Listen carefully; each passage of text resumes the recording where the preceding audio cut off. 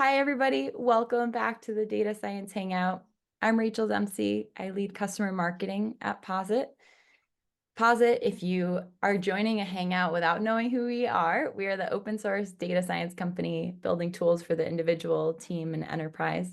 Thanks so much for taking the time out of your day to hang out with us. The Hangout is our open space to hear what's going on in the world of data across different industries and to connect with others who are facing similar things as you. And we get together here every Thursday at the same time, same place. We do have 1 week we're taking off, August 15th for the week of PositConf. And so I know I've asked this many times before, but if anyone from the Hangout will be there in person, please let me know in the chat. I'm trying to get some people together one of the days of the conference as well. But if you want to join us virtually, you can as well. And I'm bad at multitasking here. Let me put this into the chat if you want to register to join the conference virtually too. And I always like to add, if you're watching this Hangout as a recording and you want to join us live in the future, we'd love to have you join us. And there's details to add it to your calendar below. Just make sure it adds it for 12 Eastern time. I know people really enjoy connecting with other attendees here in the Hangout in the chat. So if you want to use this time now to introduce yourself, say hello, maybe share where you're based or something you like to do for fun, feel free. Love to see people connecting there and making friends from the Hangout. We're all dedicated to keeping this the friendly and welcoming space that you all have made it, and love hearing from you no matter your years of experience, titles, the languages you work in, or the industry that you work in. Another quick note, if you're hiring, you can also share those roles in the chat too. But today, if you want to jump in and ask questions or provide your own perspective, you can raise your hand on Zoom. I'll call on you to jump in. You could put questions in the Zoom chat and feel free to put a little asterisk or star next to it if you want me to read it, or I could call on you to introduce yourself and add some context. And then lastly, we do have a Slido link where you could ask a question anonymously too. And I'm sure Curtis will be sharing that here in the chat in just a second. But thank you all again for joining us. I'm so excited to be joined by my co-host today, Shannon Pileggi, lead data scientist at the Prostate Cancer Clinical Trials Consortium. And Shannon, I'd love to have you kick us off with introducing yourself, share a little bit about your role today, but also something you do outside of work too. Sure.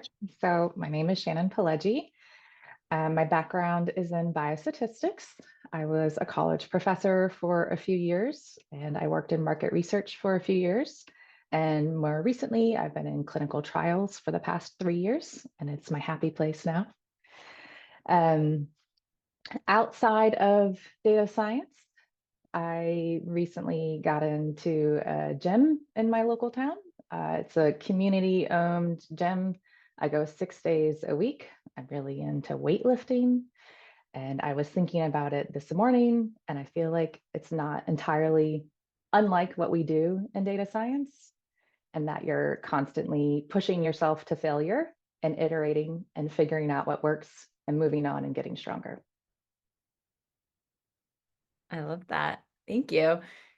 I also wanted to add, I know in the years that we've had the Data Science Hangout, I've seen a lot of Shannon's blog posts recommended here in the Zoom chat over the years. So I just wanted to make sure to share your blog here in the chat too. Thank you. But Shannon, I think just to get us started, I'd love to hear a little bit more about your journey into data science and how you got started.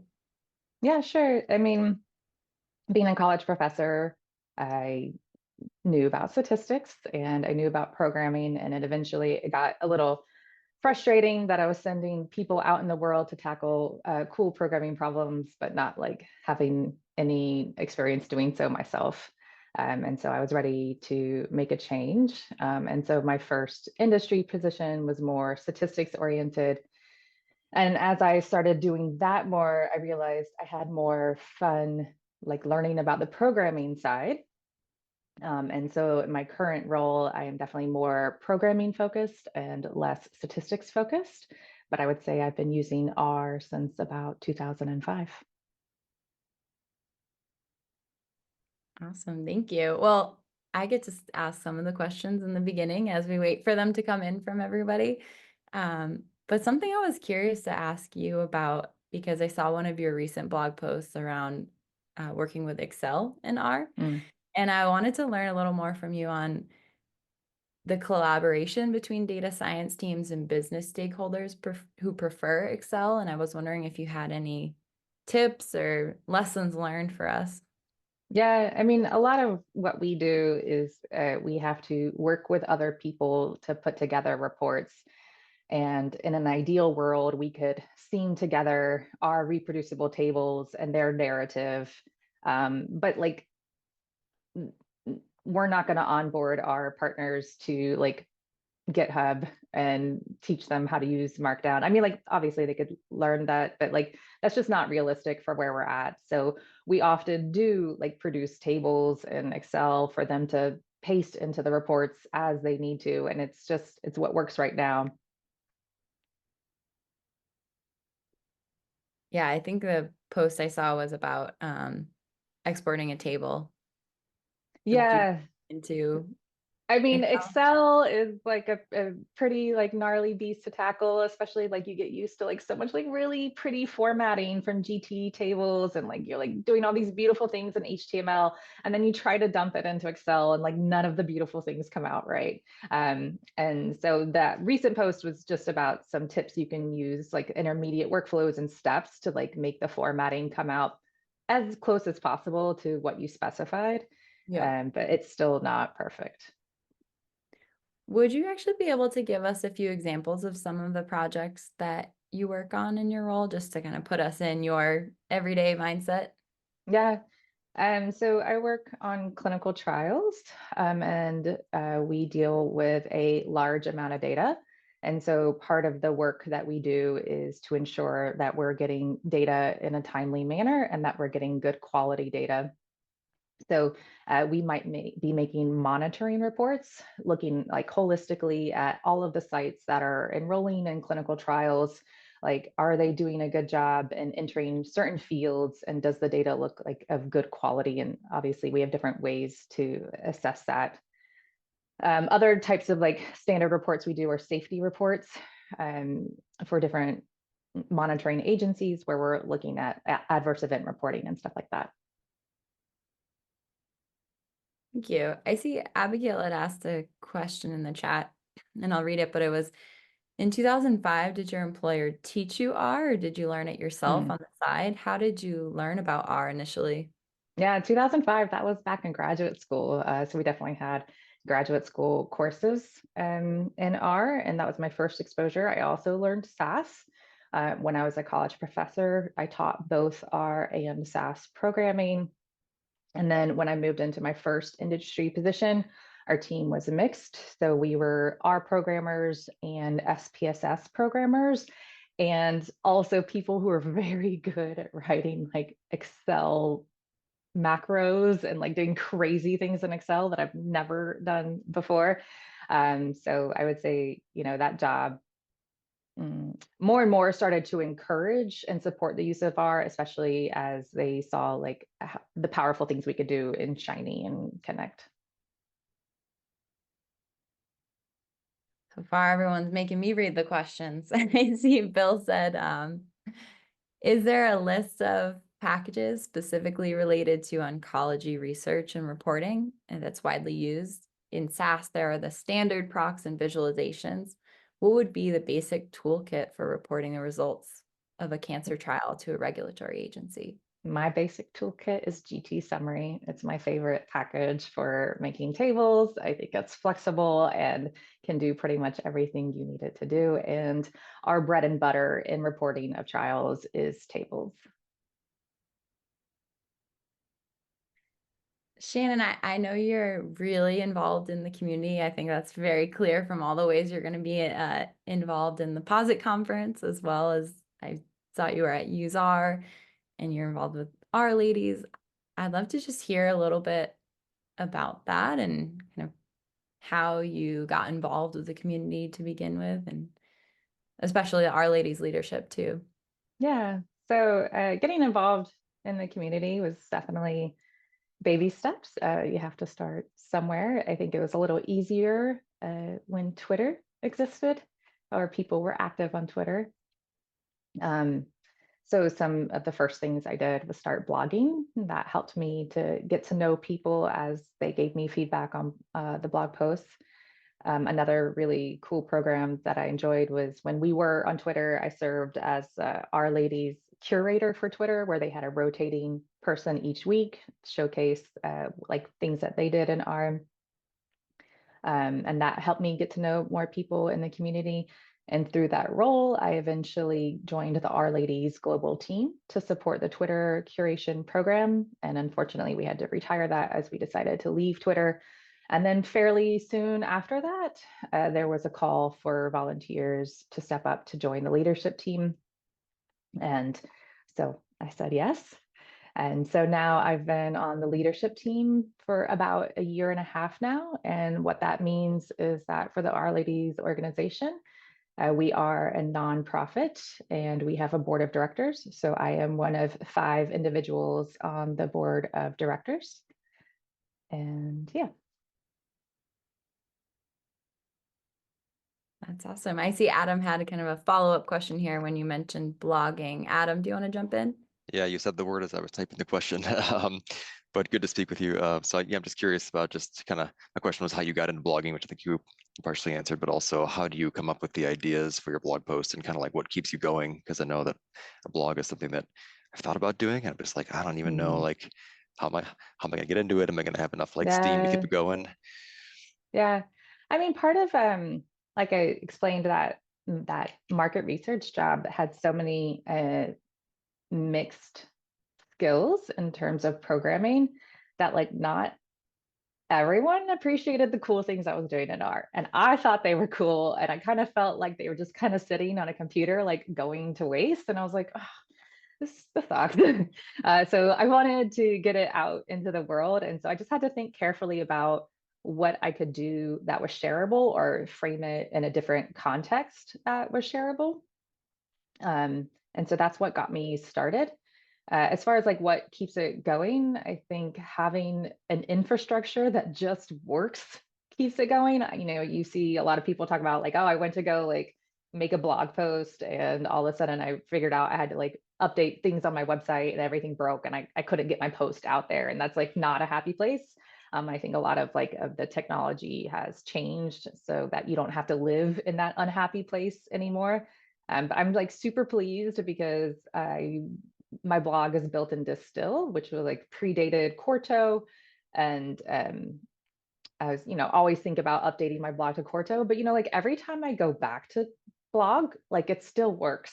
So like why? Like the infrastructure is there and it's easy. And now I can put my energy into like writing a new blog post when I have the time instead of updating my actual blog infrastructure.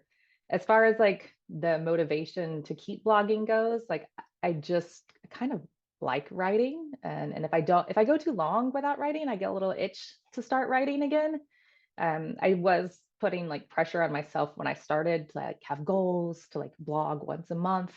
And now with assuming other responsibilities, especially with our leadership team, those goals are like not sustainable and not realistic. And so now I'm just happy when I get one out. Thank you. Jacob, I see you had a question a little bit earlier. You want to jump in next? Uh, yeah, I was just wondering if you mentioned being on the board. So do you feel like it would be necessary to have someone at that C-suite level or like a board member or a CDO in order to advance data science?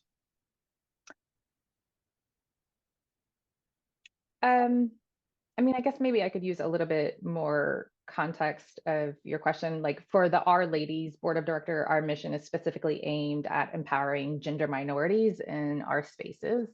We're not necessarily aimed at advancing data science, but just empowering those voices. Oh, I misunderstood. I thought you were saying that you were on the board uh, at your company. No. I didn't realize that was within the context of our lady. Sorry. Yeah. Yeah, no worries. Yeah, but I think that question probably still applies to like maybe at a broader level, but how would you advise some of us advocating for data science in our companies if we don't yet have someone at the executive level supporting it? Yeah, I think you got to get someone in the door. I don't know how you, I think when you advocate for things in your company, like sometimes you can start small and you can start grassroots, and you're like, you get all the people in your level and you agree that this is like the best way to move forward. And like, it never happens. And then at some point, you just have to take it straight to the top. And if that leadership like doesn't agree, then like, it's just not going to happen. But it's sometimes that's like the best way to get it moving instead of grassroots.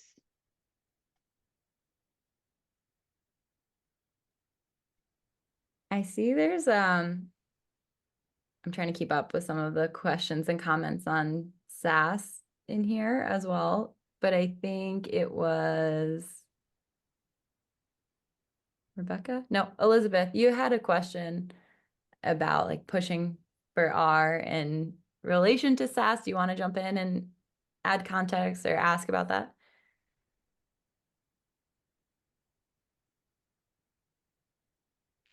It maybe was partially a joke, but I see you referring to the SaaS mafia.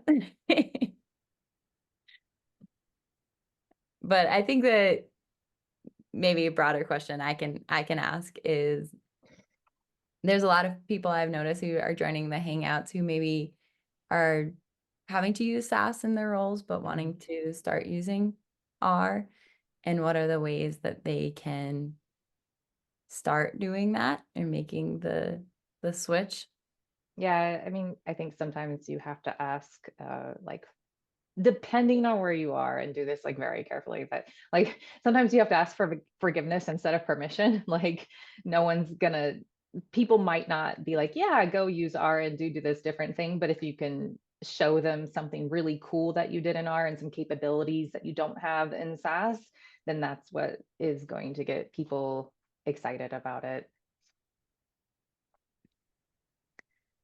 A conversation I would love to open up with the community here, because I see a lot. I know you mentioned like Twitter was a great way for people to find out about new things and new packages.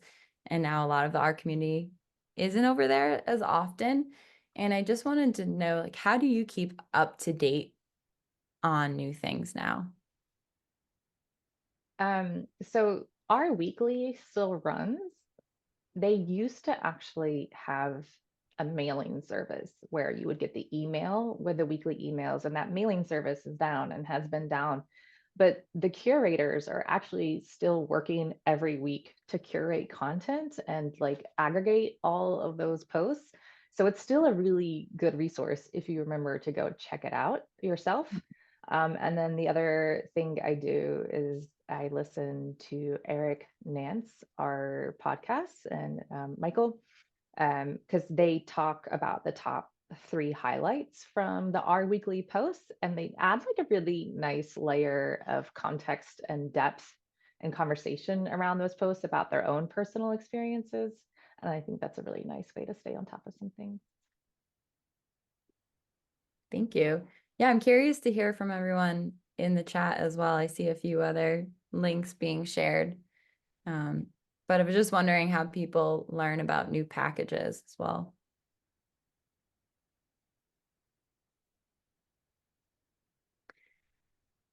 Well, Shannon, a question I always like to ask everybody here at the Hangout, and I get to ask it now, but what is there a piece of career advice that you've either given to somebody or that you've received over the span of your career so far that you'd like to share with us? I can't think necessarily about received, but we do have an intern right now at our group. She's very lovely to work with, and I believe she is on this call. She is going to be graduating from college in the next year, and she's a little frazzled about what she's going to do for her first job. And I keep telling her to relax. It is your first job and it's not going to be your forever job, right? Like your career is about iteration. You're going to take what you get in your first job, and hopefully it's a good one, but like you're going to learn what you like to do and you're going to learn what you don't like to do and you're going to iterate and move on from there. And just because it's your first job, it doesn't necessarily lock you into that career path forever. I love that. Thank you. I see Neil asked a question a little bit earlier that was, could you give any leadership advice on how to bring people together and get a diverse range of views and ensure people are heard?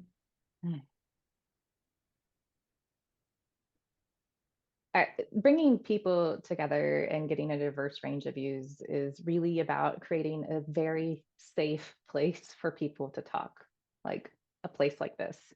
So you need a safe environment, and that comes in a lot of different ways. There's quite a bit of infrastructure and thought that goes into creating that safe environment.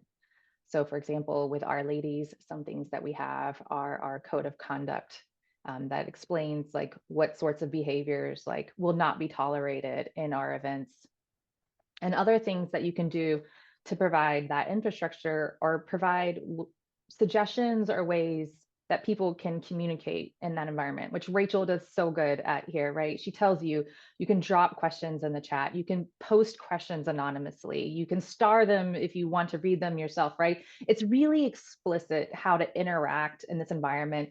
And the person on the other end of the call like doesn't have to guess about like, what should I do? Am I going to go on camera? Like, what's the process here, right? There's no guesswork for that person. So that like tension and trepidation that a person might feel about interacting in that environment is removed because you know exactly what to do. So I think when you are trying to build diverse communities, you need to set up that infrastructure to make people safe, but also to guide people on how to interact. Thank you, Shannon. And thank you for, I mean, I was looking back on LinkedIn in 2021 when we were talking about the data science hangout and how to make sure it was welcoming and inclusive. And I remember you and I think Libby got on a chat and we're just kind of going through some ideas and just brainstorming with each other. Mm-hmm. And I really appreciate that. And I can't believe how much time has passed from that. But I just wanted to share that out with the community too. If you are hoping to start your own group or just kind of want to float some ideas past someone here, you can always reach out to me about how to make sure that things are welcoming and inclusive. It's definitely an iterative process in the beginning to just make sure that you're addressing all these different ways to have people interact. But yeah, just wanted to add that. I see Kylie just asked a question in the chat. Do you want to jump in? Yeah, sure. Thanks. Hi, Shannon. I'm also a fellow co-organizer of Our Ladies, so just the Amsterdam chapter. It's a bit later in the day for me. But I was actually interested in asking you a bit about something you said much earlier on about how you're now in clinical trials and that's your happy place, and you were a professor for a while, and then you were in market research. And I'm just kind of wondering, how did you decide to switch between those very different sectors, and then also how you navigated it?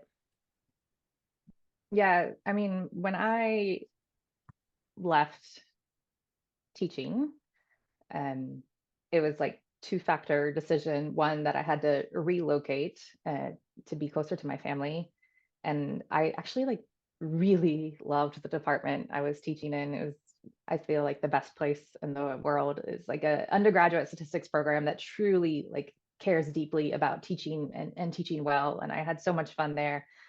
But I also explained earlier that like I was a little frustrated that I wasn't doing my own data science problems. I wasn't advancing my own data science knowledge. I felt like I was further behind than my students in programming and R. And so I decided when it was time to move, like if I couldn't teach in the best place that I thought was the best place in the world, I was not going to teach anymore. And I needed to, advance my own skill set. And so the first position I took in market research was like a really nice fit for me to learn more about industry. and how things operate outside of the academic world. It was different, you know, but it wasn't quite my favorite flavor of science. And I realized I kind of missed that more rigorous environment. And that's why I'm so glad I ended up in clinical trials, because it blends what like and pushing the edge of what you can do on data science, but also has that like nice rigorous environment to it as well. And then if I may, can I ask a follow-up question? Of course, yeah.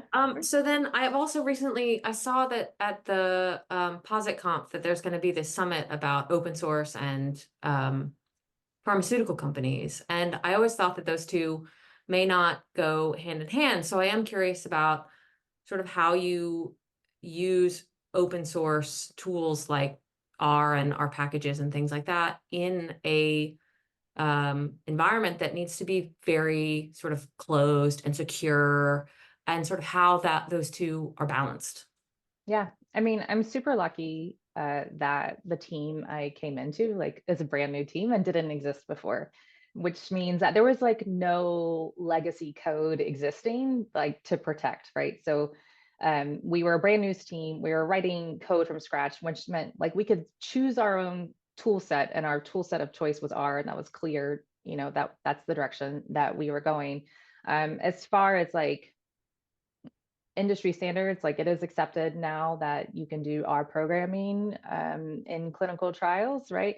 But that's not the pushback or the barrier as much. The pushback or the barrier is that like like a large portion of the industry is trained in SAS, and a large portion of the pharmaceutical companies have a ton of existing framework built upon SAS macros, right? So that is like really hard inertia to change both the training and the technical infrastructure. But you'll see that a lot of larger pharmaceutical companies have their own entire software engineering teams now, where their jobs are to build our packages for internal processes to make that technical transition easier. So a lot of the pharmaceutical companies are moving in that direction towards R, at least trying to move the needle. So thanks. Mm-hmm. And Kylie, I shared a link in the chat, which might be helpful, but it has some cool pharma customer stories there as well. Oh, cool. Thanks. I'll Yeah, go back and find it. absolutely. Okay, let me double check any questions I'm missing in the chat. I love seeing the conversations happen, but sometimes I lose the questions there. Shannon, I know I think it was your blog post last year where you did like a year summary, and you mentioned moving into more of a managerial role. Can you tell us about some of the lessons learned in moving into that managerial role that you'd share with some new managers here? Sure. So I was more at first like an individual contributor, just writing my own code. And then our team grew, and then I had one direct report, and it grew again, and I had 2 direct reports, and it grew again, and I had 3 direct reports. And then all of a sudden I was in a place where I found that I might have been giving the same feedback individually to the 3 direct reports, instead of like having a cohesive place where I documented like my expectations and made those clear up front. So that was something that I had to move towards to make sure. And it probably wasn't as something like I could have done in the beginning, because I didn't know what my expectations were. And specifically, this is around like code review and code submission. So part of my like managerial role is that the new contributors will submit code and submit pull requests. And I'm looking for 2 different things in that code. I'm first like looking like, you know, does the code actually do what it needs to do, which is one question. But sometimes part of the harder question is like, did the code think about the data correctly? And in that sense, what I mean is that when you work with clinical trials data, like our data comes to us in a relational database type format with like 90 different data sets. And so there's a lot of nuance in understanding how the data capture works, and that takes experience to get used to. So it's not just like, did your code work right? But like, did you bring in the appropriate data from the appropriate data sets to make this conclusion? And so I'm reviewing a lot of code, and I was giving feedback individually, and then I realized I'm giving the same feedback over and over again, and I've got to document this to make it clear. And I think once I did that, people were like, "Oh my gosh, you told me, and now I understand. Like now that I've seen it all written out, like this makes sense."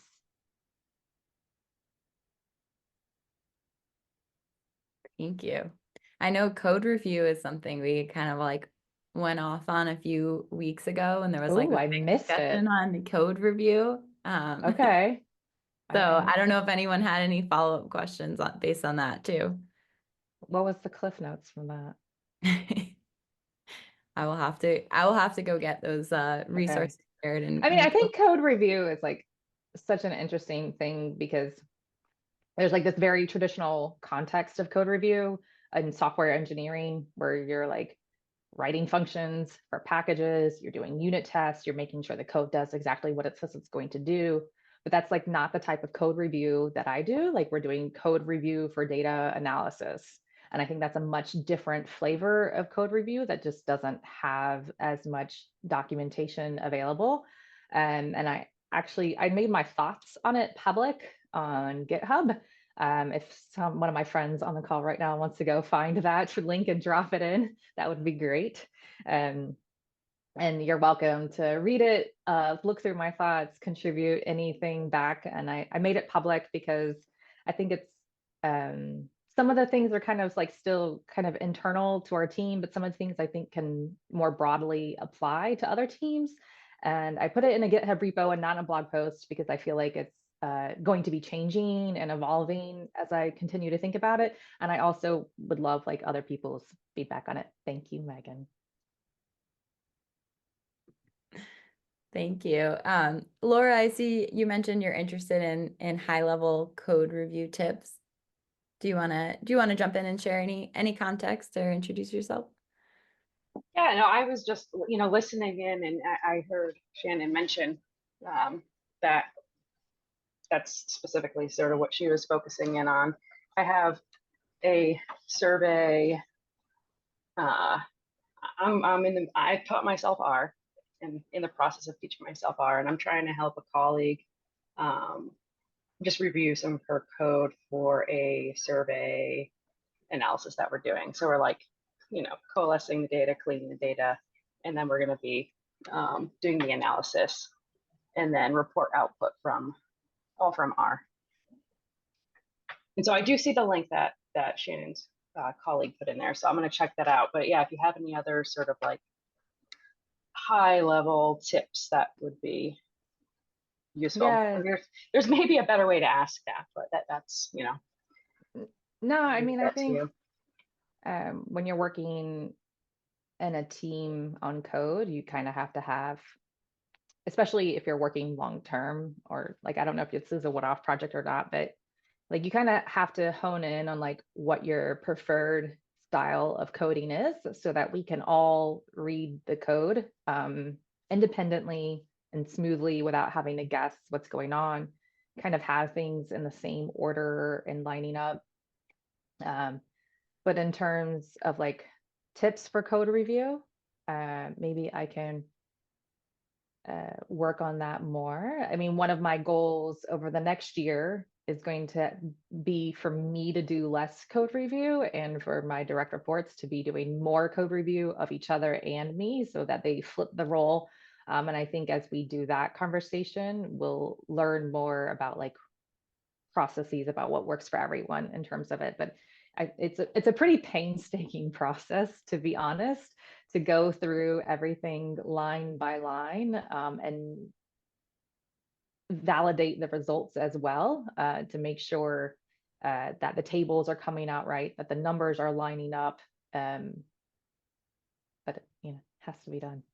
Yeah, I'm feeling that. It is very painstaking, and this is a one-off project, and we are a new team, and we are starting to build our capabilities, and so I'm trying to also get more familiar with GitHub so we can work as a team, in that space as things move and evolve. So I yeah, guess. I'll have to follow you as you evolve that information as Yeah.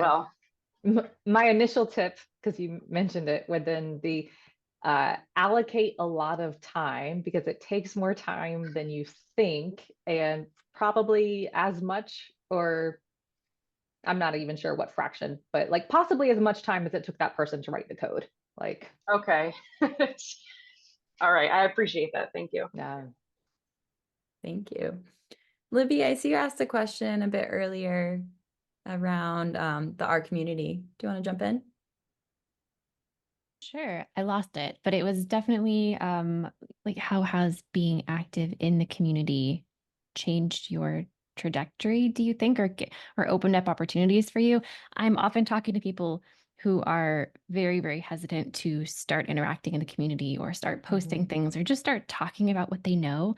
And I wish that I could give them an example of an experience like, look, this is how expansive it could be for you. It is so expansive. Yeah. I would say there's immense, I mean, you put in the investment when you do start interacting with the community, and it's like hard and it's scary, but the returns on it are so immense, right? And so previously, before I started blogging, or maybe even initially when I started blogging, I felt like I had to figure everything out by myself. And I would just spend like hours like Googling things and being kind of like unhappy and chasing dead ends and like not getting the answer to my questions and being frustrated. And then when you're part of a community, like you can just ask for help and skip that 8 hours, and like you can get help pretty fast. So there's huge time savings there, and it's fun, and you get to learn what other people's areas of expertise are. So that's huge. Azuka had asked a question in the chat a little bit earlier. It was, do you think there's a difference between a data scientist, data analyst, and a statistician? If a new grad asked you what they should major in for a MS program, which would you advise them towards? Yes. The data analyst one's kind of hard, right? Data scientist, statistician, I can parse out a little bit more easily. That I used to be a statistician, and now I'm a data scientist. And part of that is like, I no longer want to compute p-values as part of my work.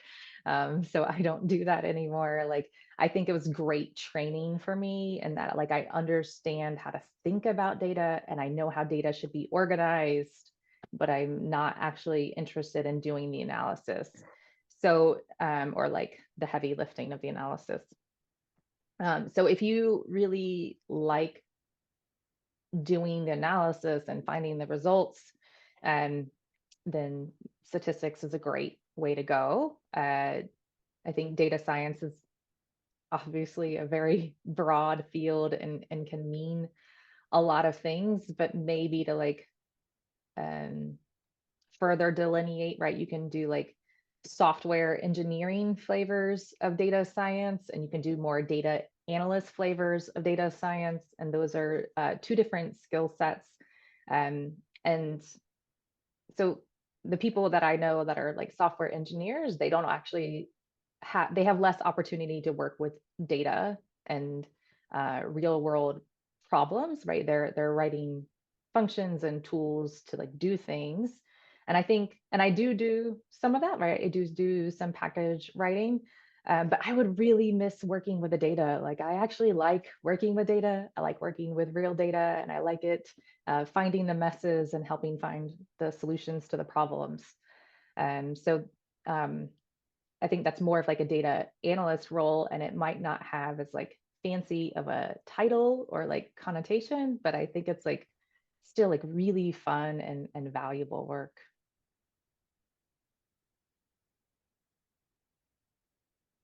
Thank you. I am really loving seeing all this chat that's happening right now too. All right, we're gonna have to save it, I download and know, save I it will for me at send the it to you, end. Shannon, because I know it's hard to be able to I'm see not it. even trying. Yeah. Alice, I see you had a question. I saw it pop up and now I don't even know what it was about. So Alice Walsh, if you want to jump in next. Yeah. Hey, Shannon, how are you? Hey, I'm good. I feel like I might have talked to you about this, but on the subject of code review, I would like to know your thoughts, like in a highly regulated environment, like clinical trials. Do you ever do double coding? Like two people like separately completely code the same thing and check that they get the exact same results? Is that a waste of time? Is that ever useful? I kind of want to know your thoughts, as someone who used to do that. Oh, you used to do double programming? We had requirements for Okay. things like before you publish something or put it into All certain right. things that it had to be. Yeah. So I've only been in this industry for 3 years. I'm still learning a lot. But our current mantra is we don't double code things. We do code review. We haven't hit an instance yet where we felt the need to double program things. And I suspect that is more of a company standard than an industry requirement. Yeah, and I think I'm just super interested in the thinking around it too, because like a lot of people put in the chat, the code review process can be so beneficial for both the reviewer and the like reviewee, whereas like Mhm. double coding, everyone hates. Yeah, It's not fun for anyone. And you don't learn from each other, and you're just coming up with two different approaches for the same solution. Yeah, no, I agree. It doesn't sound like fun. I like the, as tedious and time consuming as the code review is, like it's definitely more enjoyable.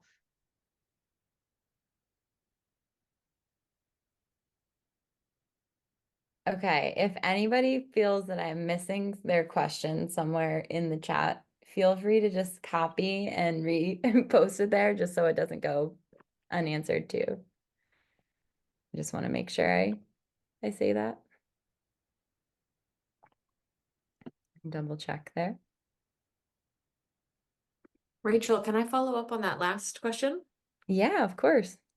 So you've just spoken about how code review is really beneficial because one, it, validates that things are doing what they're supposed to be doing and people learn from each other. But how do you make the argument to invest the time to do code review?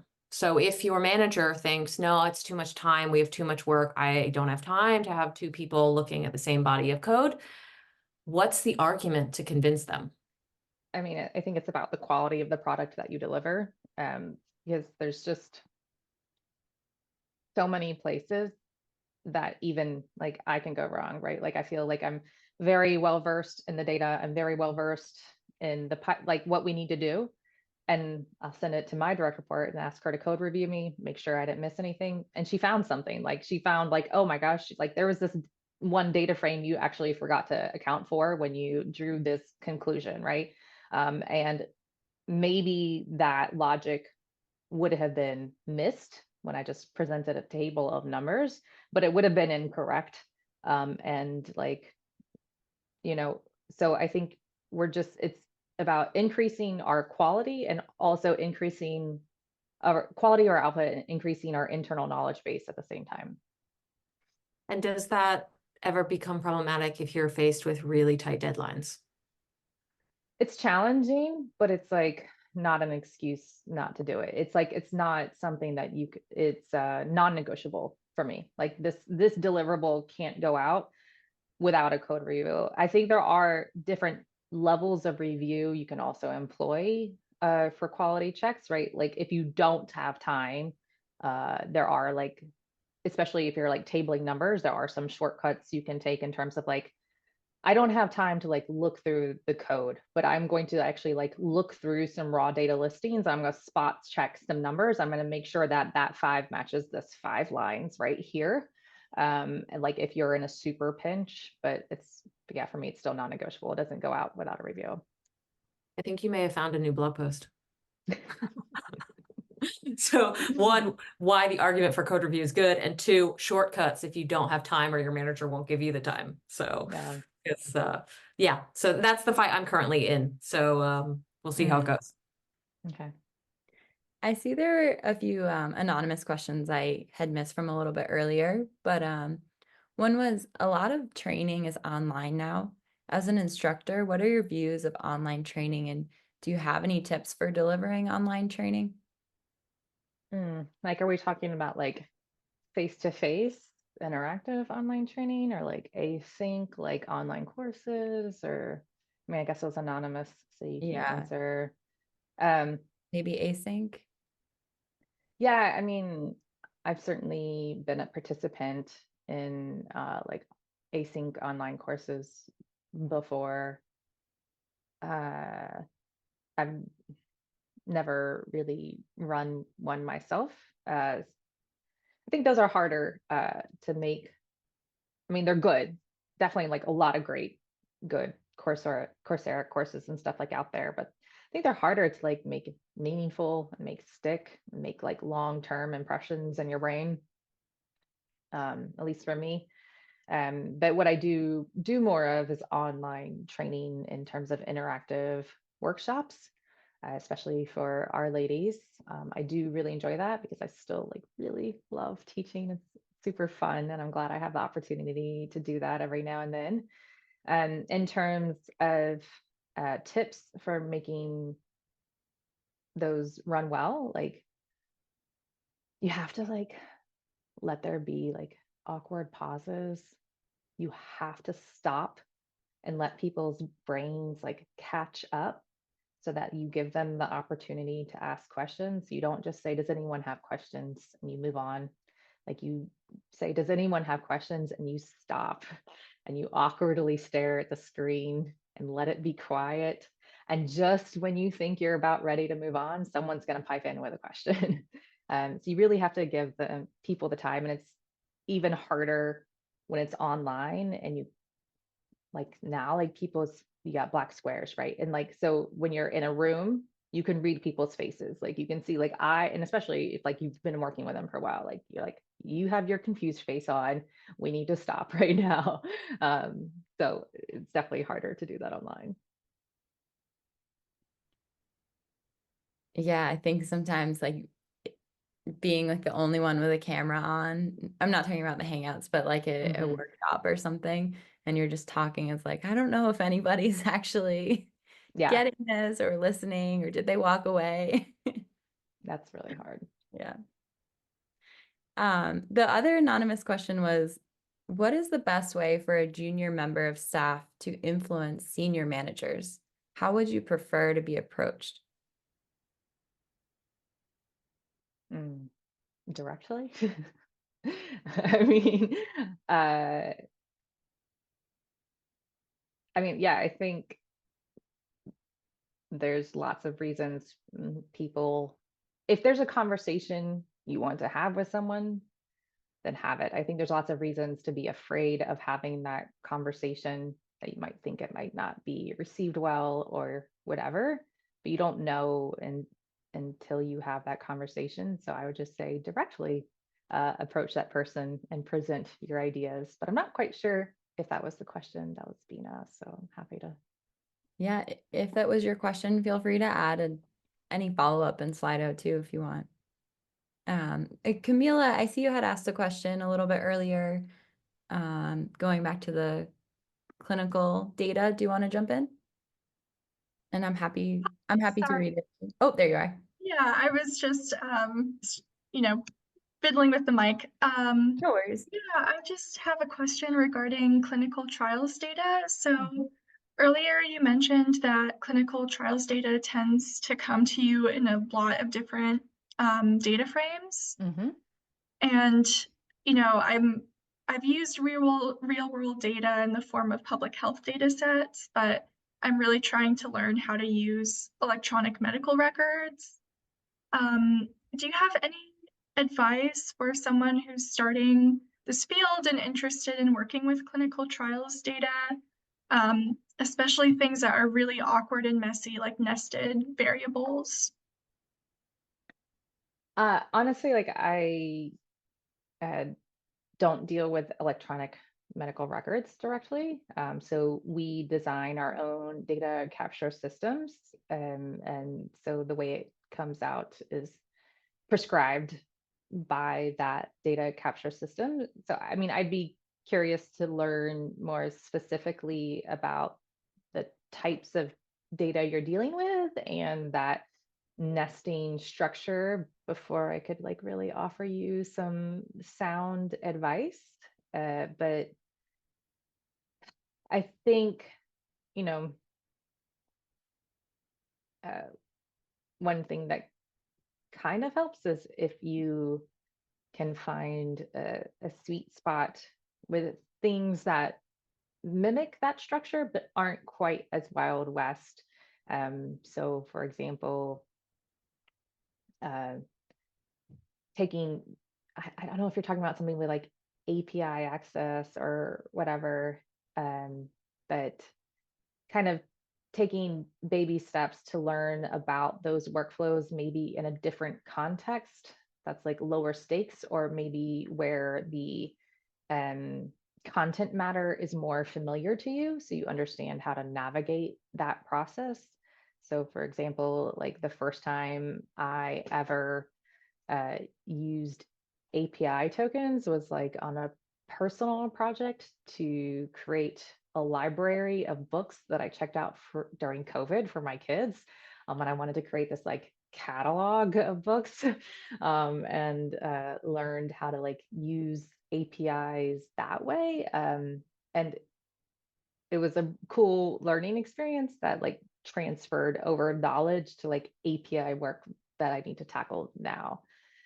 So happy to chat with you more. I know it wasn't specifically about electronic medical records, and be curious to know like more details if you want to connect at another time. Yeah, I'm so appreciative. That would be wonderful. Thank you. Mhm. And fun fact, Shannon, that was actually, that example was the first time like, we ever connected. I realized. Oh, really? I saw that library book post. Nice. Bill had asked a question around suggestions on how to create survival graphs with tables for presentations, publications, or regulatory submissions.